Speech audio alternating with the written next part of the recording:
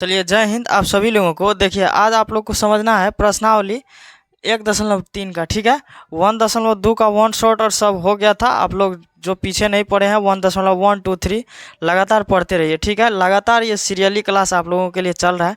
ठीक है, इस चैप्टर को तो विद्यार्थी सब रटिए देता है यहाँ पे। ठीक है, ये थोड़ा सा लैंग्वेज वाला चीज़ें सब है, इसमें भाषा का ज़्यादा उपयोग होता है, ज़्यादा इसमें अंक का नहीं होता है। ठीक है, इसमें ज़्यादा भाषा का होता है तो हीरो सब पूरा रट देता है इसको। ठीक है, तो आप लोग समझिएगा थोड़ा सा यहाँ पे। देखिए, सवाल क्या, ये अपरिमेय संख्या वाला ये सवाल पूछबे करता है, वो फिक्स है। ठीक है, इसीलिए इस सवाल सब पे थोड़ा आप लोगों को ध्यान देना है। देखिए, ये क्या बोल रहा है, सिद्ध कीजिए कि √5 एक अपरिमेय संख्या है। ये सिद्ध करने के लिए बोल रहा है, क्या सच में √5 एक अपरिमेय संख्या है। ठीक है, यहाँ पे देखिए, इसका मतलब है कि इसका हम अपोजिट ले लेते हैं। ठीक है, यहाँ पे लिख देते हैं हल।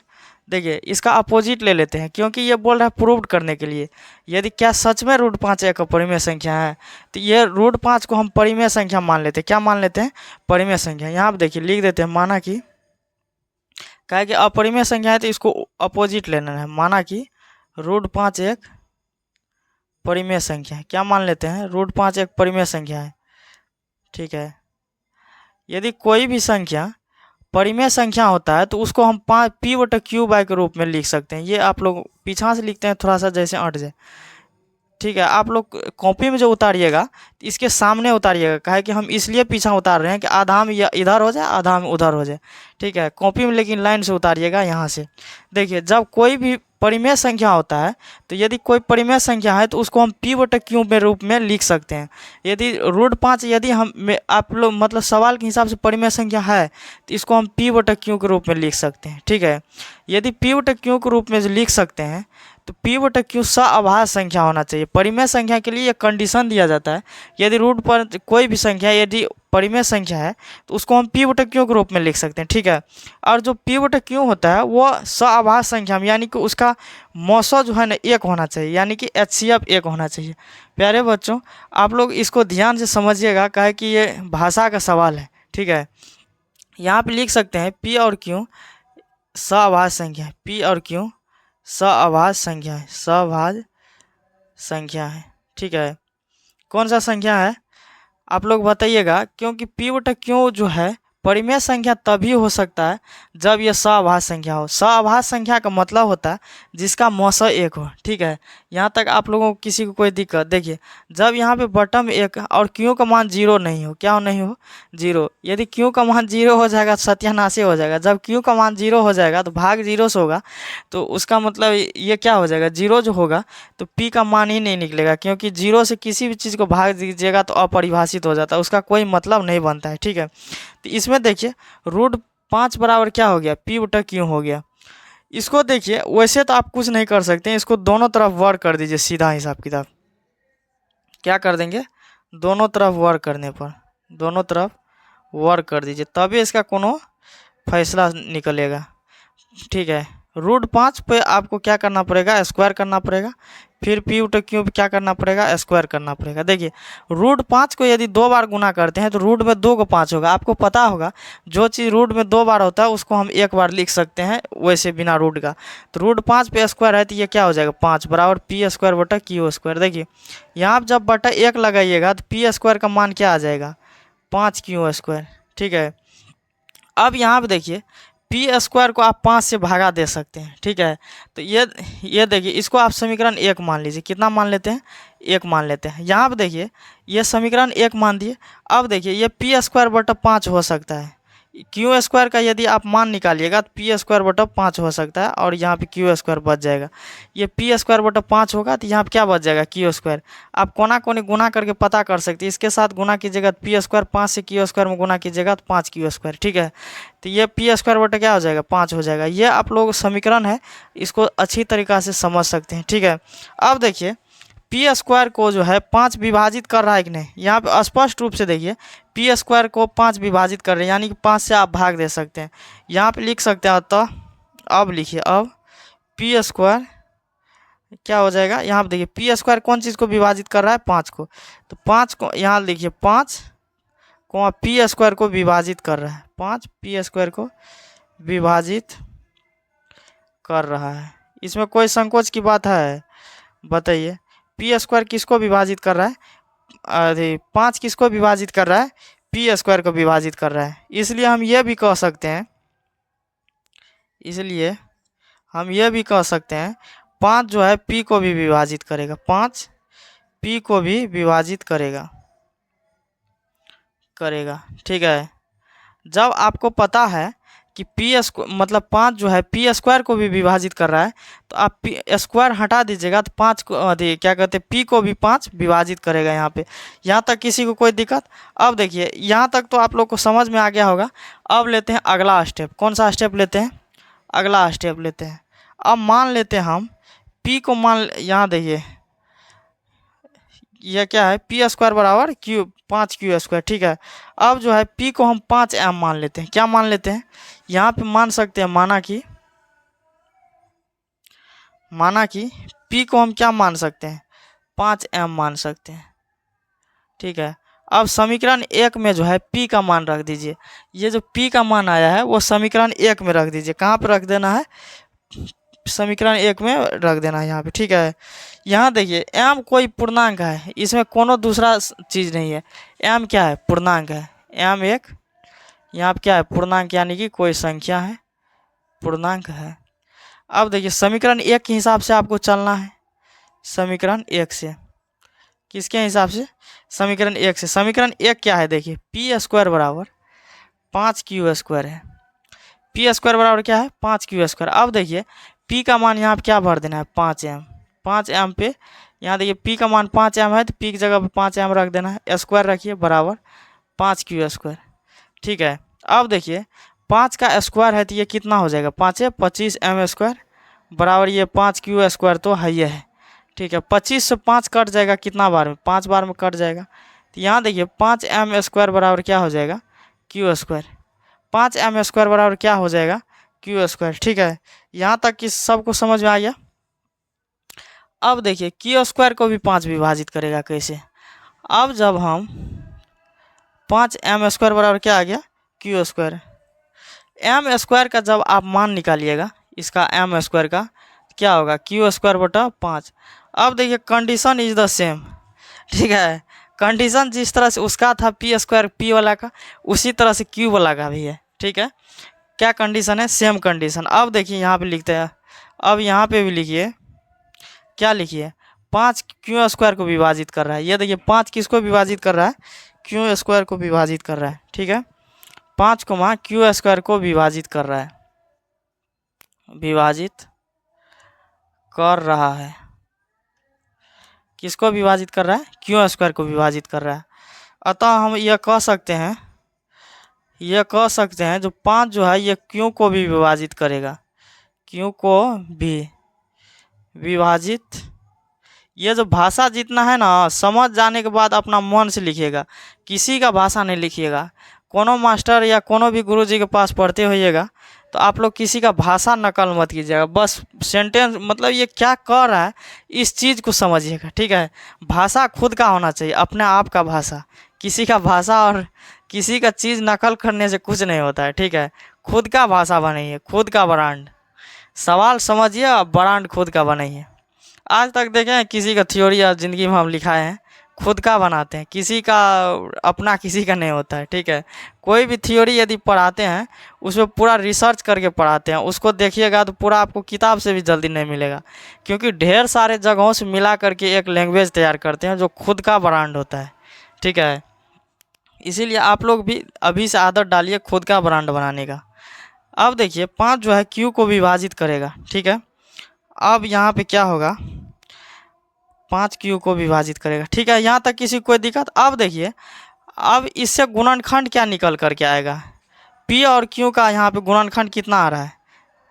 अतः यह कह सकते हैं कि पी और क्यू का अभाज्य गुणनखंड, पी और क्यू का अभाज्य गुणनखंड कितना आया?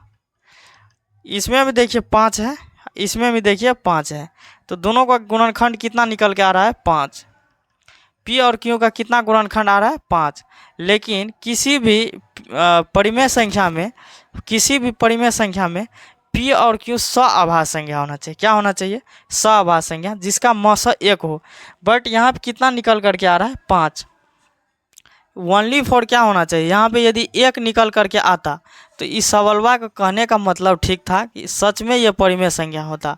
लेकिन अभाज्य गुणनखंड दोनों से देखिएगा तो दोनों जगह से क्या आ रहा है, 5 कॉमन आ रहा है, ओनली फॉर। दोनों जगह से क्या कॉमन आ रहा है, हाईएस्ट कॉमन फैक्टर यहाँ दोनों का क्या है, हाईएस्ट कॉमन 5 आ रहा है। तो इसका मतलब है इन दोनों का मौसा कितना आ गया है, 5। अतः हम यह कह सकते हैं कि ये दोनों क्या है, √5 क्या है, एक अपरिमेय संख्या। अतः हम कहते हैं कि √5 एक अपरिमेय संख्या है, √5 एक अपरिमेय संख्या है, अपरिमेय संख्या है। क्यों अपरिमेय संख्या है, यहाँ से बात क्लियर होता है। देखिए, परिमेय संख्या होने के लिए P और Q का सअभाज्य संख्या होना चाहिए, यानी कि मौसा 1 होना चाहिए। लेकिन P और Q का अभाज्य गुणनखंड कितना आ रहा है, 5, यानी कि हाईएस्ट कॉमन फैक्टर कहिए या मौसा कहिए, वो कितना निकल करके आ रहा है, 5 निकल कर आ रहा है। इसीलिए हम कह सकते हैं कि ये √5 एक अपरिमेय संख्या है। यदि 1 आता तो परिमेय संख्या होता, हम ये बात को मान रहे हैं, ठीक है। लेकिन √5 आ गया है तो इसीलिए कौन सा संख्या होगा, ये अपरिमेय संख्या होगा, ठीक है। आप लोगों को 1 नंबर का सवाल पूरा क्लियर हुआ, ठीक है। इसी हिसाब से पूरा सभी सवाल बनेगा। आपको जितना भी सवाल, 3 गो सवाल दिया गया है गणित में, कितना दिया गया है, 3 गो सवाल दिया गया है, तीनों इसी आधार पे बनेगा, ठीक है। लेकिन हम नेक्स्ट सवाल सोल्व करते हैं, तब तक आप लोग इसको स्क्रीनशॉट ले लीजिए, या नहीं तो लिख लीजिए, या नहीं तो रोक करके लिख लीजिए, ठीक है। तो अगला सवाल सोल्व करते हैं। चला होगा, कितना नंबर का होगा, 2 नंबर की। इसमें बोल रहा है सिद्ध कीजिए कि 3 + 2 √5 एक अपरिमेय संख्या है। सेम कंडीशन लेना है। यदि ये बोल रहा है क्या अपरिमेय संख्या है तो इसका उल्टा ले लीजिए, ठीक है। जैसे कि आपको पता चले कि सच में ये है कि नहीं। 3 + 2 √5 एक अपरिमेय संख्या है, ठीक है। इसको जब साबित करना है तो बात क्या है, परिमेय संख्या है, ठीक है। जब परिमेय संख्या में कोई भी संख्या होता है तो उसको हम P/Q के रूप में लिख सकते हैं, ठीक है। तो 3 + 2 √5 एक P/Q के रूप में हो सकता है। यदि कोई भी संख्या क्या कहते हैं, परिमेय संख्या होता है तो वो P और Q एक सअभाज्य संख्या है। P और Q एक सअभाज्य संख्या है, एक सअभाज्य संख्या है। कोई भी संख्या यदि परिमेय संख्या में होता है ना तो वो सअभाज्य संख्या में होता है, काहे कि उसका गुणन मौसो जो है 1 होना चाहिए। कितना होना चाहिए, मौसो 1 होना चाहिए। यहाँ तक किसी कोई दिक्कत, देखिए। अब जो है, जो हमको अनुमान लगता है कि सच में यह अपरिमेय है, उसको एक साइड रख लेते हैं। 2 √5 को एक साइड लिख लेते हैं, ठीक है। P/Q और -3 जो है यहाँ कर देते हैं, 3 को उस साइड भेज दिए, ठीक है। 2 √5 बराबर, इसका जब लसो लीजिएगा तो क्यों होगा, और P होगा यहाँ पे, 3 से Q गुना होगा तो 3 क्यों होगा। देखिए, ये सीधा सीधी हम समझा देते हैं। लॉन्ग मेथड से आपको समझा ही दिए थे 1 नंबर का, ठीक है। ये 2 नंबर का जो है ना, थोड़ा नॉर्मल मेथड से समझाते हैं, जिसको आप लोग को समझने में दिक्कत नहीं होगा, ठीक है। ये आसान है यहाँ पे, तो ये समझ गए।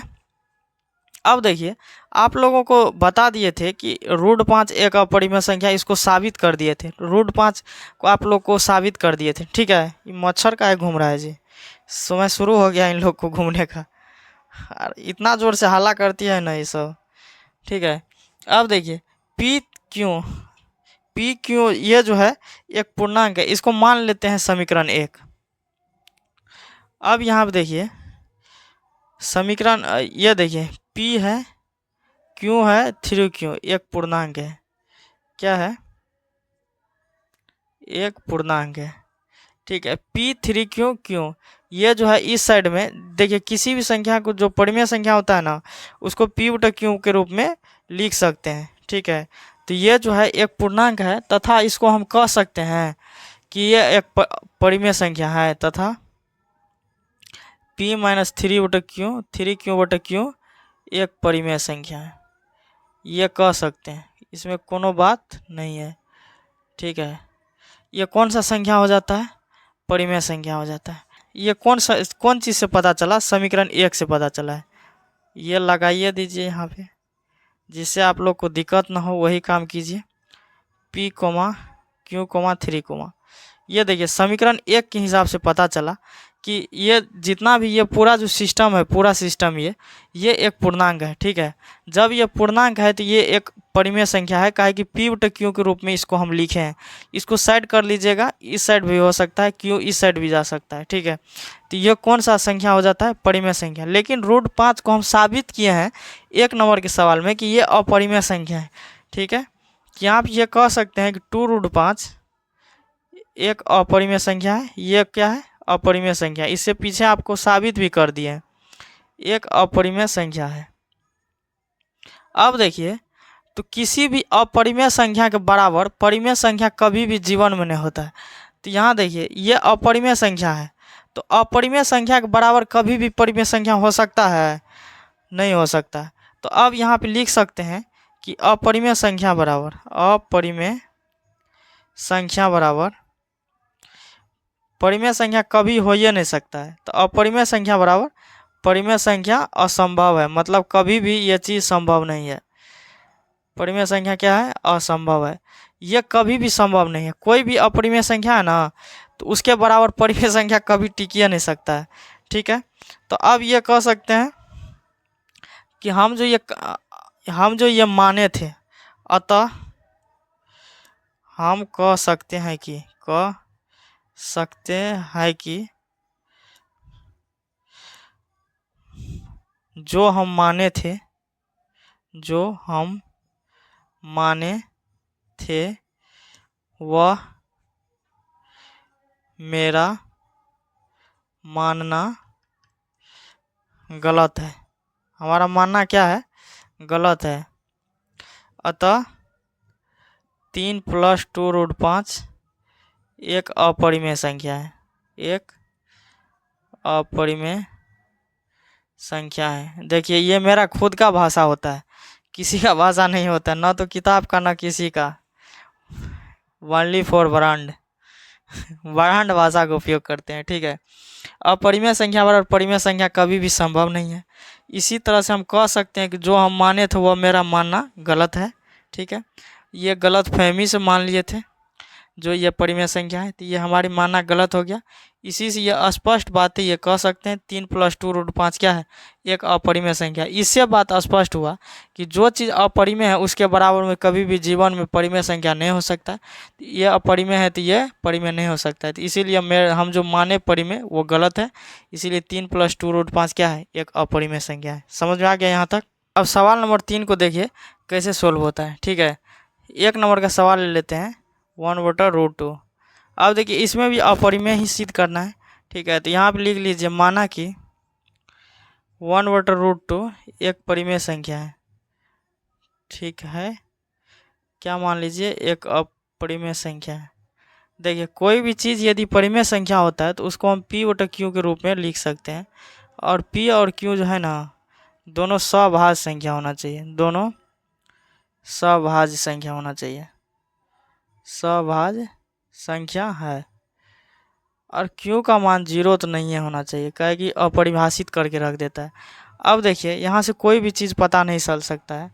आप लोग यहाँ से जस्ट नीचा लिखिएगा, लेकिन हम यहाँ लिख देते हैं, दोनों तरफ वर्क करने पर, दोनों तरफ वर्क करने पर। क्योंकि जब तक वर्क नहीं कीजिएगा कुछ पता नहीं चलेगा। इसको वर्क कीजिए, 1/√2 का होल स्क्वायर और P/Q का होल स्क्वायर कितना हो जाएगा? 1/2 बराबर P² हो जाएगा। अब देखिए, यहाँ से Q² का जब मान निकालिएगा तो 2P² हो जाएगा, ओके है। अब इसको इसी साइड कर लीजिए, 2P² बराबर Q²। P² का यहाँ से मान निकालिए, क्या हो जाएगा? Q²/2 हो जाएगा यहाँ पे, ठीक है।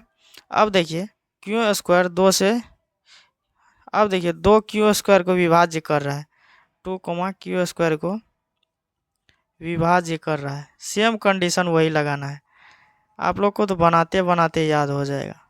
विभाज्य कर रहा है, इसका मतलब ये भी कह सकते हैं 2, Q को विभाजित करेगा। क्या करेगा? 2 भी इसको विभाजित करेगा। यहाँ तक किसी की कोई दिक्कत? 2 जो है ना Q² को विभाजित स्पष्ट रूप से यहाँ पे कर रहा है। अब देखिए, ये 2 जो है Q को भी विभाजित करेगा। अब देखिए, इसको समीकरण 1 मानना है, 2p² बटा q²। इसको समीकरण क्या मान लेना है, एक मान लेना है, क्या है कि मान उसको रखना पड़ता है। मान लेते हैं q बराबर 2m। मानने के लिए तो कुछ हो मान सकते हैं, माना कि q बराबर 2m। m एक पूर्णांक है, यहाँ पे m एक पूर्णांक है, किस चीज़ के हिसाब से, परिमेय संख्या के हिसाब से। अब देखिए समीकरण 1 में इसका मान रख दिए। अब समीकरण 1 में इसका मान रखिए, समीकरण 1 से। एक समीकरण क्या है, 2p² बराबर q²। 2p² बराबर q का मान क्या है 2m, इस पे स्क्वायर कीजिए तो 2p² बराबर 2 को 2 बार गुना कीजिएगा 4m² होगा। 2 से 4 कटेगा 2 बार में, तो p² बराबर 2m² होगा यहाँ पे। ठीक है, p² बराबर क्या हो जाएगा 2m² हो जाएगा। अब देखिए जब m² को इस साइड लाइएगा तो इसको सिस्टम को इस साइड लाइए, 2m² बराबर p²। ठीक है, अब देखिए m² का जब मान निकालिएगा तो क्या हो जाएगा, p² बटा 2 हो जाएगा। अब यहाँ पे ये कह सकते हैं 2 p² को विभाजित कर रहा है, को विभाजित कर रहा है। ठीक है, इससे हम यह भी कह सकते हैं 2 जो है p को विभाजित करेगा, को विभाजित करेगा, करेगा कि नहीं। जब 2 जो p² को विभाजित कर रहा है तो यहाँ पे 2 भी p को भी विभाजित करेगा। अब देखिए ये कह सकते हैं p और q को जब परिमेय संख्या होना होता है तो वो सअभाज्य संख्या होता है। काहे कि उसका सअभाज्य संख्या इसलिए होता है कि उसका जो है ना HCF 1 होना चाहिए परिमेय संख्या होने के लिए। अब देखिए इन दोनों का जो है अभाज्य गुणनखंड क्या आ रहा है, इसका अभाज्य गुणनखंड क्या आ रहा है, p और q का HCF यानी कि हाईएस्ट कॉमन फैक्टर कितना आ रहा है, 2 आ रहा है। अब देखिए HCF 1 आना चाहिए, यदि 1 आता तो ये परिमेय संख्या होता है, क्या होता है, परिमेय संख्या होता। लेकिन यहाँ पे 2 आ रहा है। ठीक है, जब 2 आ रहा है तो हम जो माने हैं ये अवधारणा मेरा क्या है, गलत है।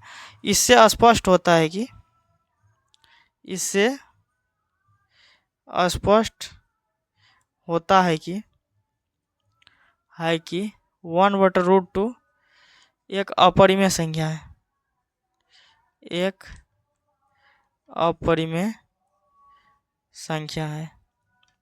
ठीक है, आप लोग इसको सॉल्व कर लीजिएगा, पूरा समझ में आ जाएगा। जिस तरह से 1 नंबर का डिटेल किए, इसके बाद आप थोड़ा सा फास्ट खींच रहे हैं, काहे कि सब डिटेल नहीं कर सकते हैं। ठीक है, सेम कंडीशन वही है, 1 नंबर का भी आप लोग को पूरा क्लियर हो गया होगा। 2 नंबर को सवाल को सॉल्व करते हैं।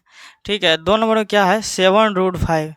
ठीक है, इसको भी अपरिमेय संख्या साबित करना है। यहाँ पे मान लेते हैं, माना कि 7√5 एक परिमेय संख्या है। ठीक है, मानने में क्या जाता है, मान करके चेकअप मारिए क्या होता है।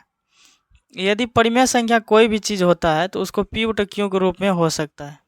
ठीक है, यहाँ लिख सकते हैं जो p बटा q में होता है वह सअभाज्य संख्या होना चाहिए। p और q सअभाज्य संख्या है, सअभाज्य संख्या है। जब ये सअभाज्य संख्या होगा तो q का मान 0 नहीं होना चाहिए। ठीक है, इस चीज़ को भी ध्यान रखना है। यहाँ पे लिखिए दोनों तरफ वर्क करने पर, इसका क्या करना है, वर्क करना है, दोनों तरफ वर्क करने पर। जब वर्क कीजिएगा 7√5 है। ठीक है, इस पे स्क्वायर कीजिए, फिर p बटा q है, इसका भी स्क्वायर। अब हमको नहीं बताना चाहिए, आप लोग से सब बन जाएगा। सेमे कंडीशने हैं, कोनो खास अलग नहीं है। 749 पंचा कितना हो जाएगा, 9×45, 4×5, 4×24। 7 को जब 2 बार गुना कीजिएगा, स्क्वायर है तो 49 होगा, 5 से गुना होगा 245 हो जाएगा। ठीक है, ये 245 बराबर p² बटा q²। जब यहाँ से p² का मान निकालिएगा, ठीक है, देखिए 245 इसको कोना कोनी गुना कीजिए, 245 q² बराबर क्या हो जाएगा p²। यहाँ से जब q² का मान निकालिएगा तो p² बटा क्या हो जाएगा 245 हो जाएगा। ठीक है, इसको आप समीकरण 1 मानिए, q² का मान क्या हो जाएगा p² बटा 245। अब देखिए p² जो है, अजी ये 245 जो है p² को विभाजित कर रहा है, 245 p² को विभाजित कर रहा है, क्या कर रहा है, विभाजित। ठीक है, विभाजित कर रहा है। तो इससे हम यह भी कह सकते हैं 245 जो है P को भी विभाजित करेगा, को भी विभाजित करेगा, ठीक है, इसको भी विभाजित करेगा। यहाँ तक किसी कोई दिक्कत? अब देखिए 245 जो है ये पी स्क्वायर को भी विभाजित कर रहा है, और पी ये 245 जो है पी को भी विभाजित करेगा। अरे लाइटवा काहे गिर रहा है जी, सीधा हो तो, सीधा रहो। ये पी जो है 245 जो है ये पी को भी विभाजित करेगा। यहाँ तक किसी कोई दिक्कत? अब देखिए ये सबसे पहले तो विभाजित करने वाला पता कीजिए कि किसका किसको कौन मतलब विभाजित करने वाला है। अब यहाँ पे देखिए जो ये मान रहता है 245, अब बार बार देखे होंगे जहाँ पे ये नीचे में जो मान आया होगा उतना m मानते हैं, ठीक है। तो माना कि लिखेंगे p बराबर क्या देंगे, 245 है तो 245 m मान लेंगे, ठीक है। m क्या है, एक पूर्णांक है। यदि परिमेय संख्या होता है तो क्या होता है, मान क्या होता है, एक पूर्णांक होता है। अब देखिए समीकरण 1 से इसका मान रखिए, समीकरण 1 से, समीकरण 1 क्या है, क्यू स्क्वायर बराबर पी का मान क्या है 245 एम का होल स्क्वायर बटा 245। 245 एक बार कट जाएगा, काहे कि 245 को आप 2 बार लिखिएगा, जब गुना कीजिएगा 245 को 2 बार लिखिएगा, ठीक है। तो जब 245 को आप 2 बार लिखिएगा तो एगो 245 कट जाएगा, तो हम डायरेक्टे काट दिए। अब देखिए क्या निकल करके आ रहा है, क्यू स्क्वायर बराबर 245 एम स्क्वायर होगा, क्योंकि 245 से 245 कटा है, एम तो बचा ही है, स्क्वायर है ये है, तो ये क्या हो जाएगा, स्क्वायर तो लग जाएगा, 245 एम स्क्वायर बराबर क्यू स्क्वायर। अब देखिए यहाँ से एम स्क्वायर का मान पता करना है, क्या होगा, क्यू स्क्वायर बटा 245। अब ये 245 जो है ये क्यू स्क्वायर को विभाजित करेगा, विभाजित कर रहा है, ठीक है। किसको विभाजित कर रहा है, क्यू स्क्वायर को। अब 245 जो है क्यू को भी विभाजित करेगा, ओके, विभाजित करेगा।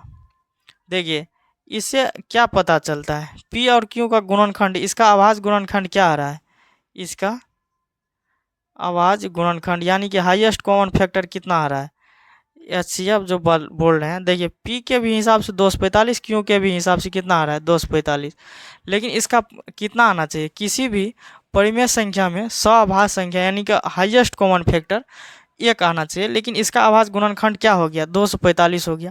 तो ये तो स्पष्ट पता चल गया कि ये क्या है, अभाज्य गुणनखंड है। अतः 7√5 एक अपरिमेय संख्या है, एक अपरिमेय संख्या है, ये तो स्पष्ट पता चल गया, ठीक है। काहे कि यहाँ पे इसका हाईएस्ट कॉमन फैक्टर क्या आना चाहिए, 1 आना चाहिए, लेकिन कितना आ रहा है 245। जब जब 245 आएगा तब तक ये क्या हो जाएगा, अपरिमेय संख्या हो जाएगा। आप लोग को देखिए सब अपरिमेय संख्या निकालने के लिए समझ में आ गया है। ये 6 + 2√2 6 + √2 को भी इसी ढंग से बनाइएगा, ठीक है। 6 को जो है ना इस साइड भेज दीजिएगा, 6 को, हाँ, √2 को इस साइड रखिएगा, बाद बाकी 6 को उस साइड रखिएगा।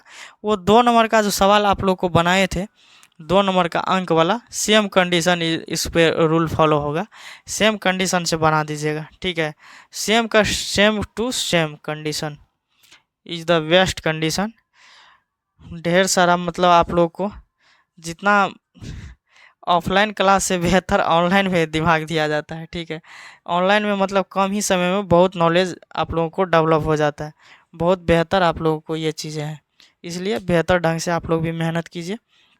चलिए सब लोग स्क्रीनशॉट कर लिए होंगे, उम्मीद करते हैं कि आप लोगों को जितने भी बातें समझाएं वो सारी बातें समझ में आ गया होगा। 1.3 जो है 1 शॉर्ट हो गया है, आप लोग को पूरा ख़त्म है इसमें, और इसको होमवर्क को कर लीजिएगा आप लोग खुद से, ठीक है। चलिए हम उम्मीद करते हैं कि आप लोग को पूरा का पूरा वीडियो समझ में आया होगा। अब हम सब मिलेंगे नेक्स्ट वीडियो में, तब तक के लिए सब लोगों को जय हिंद।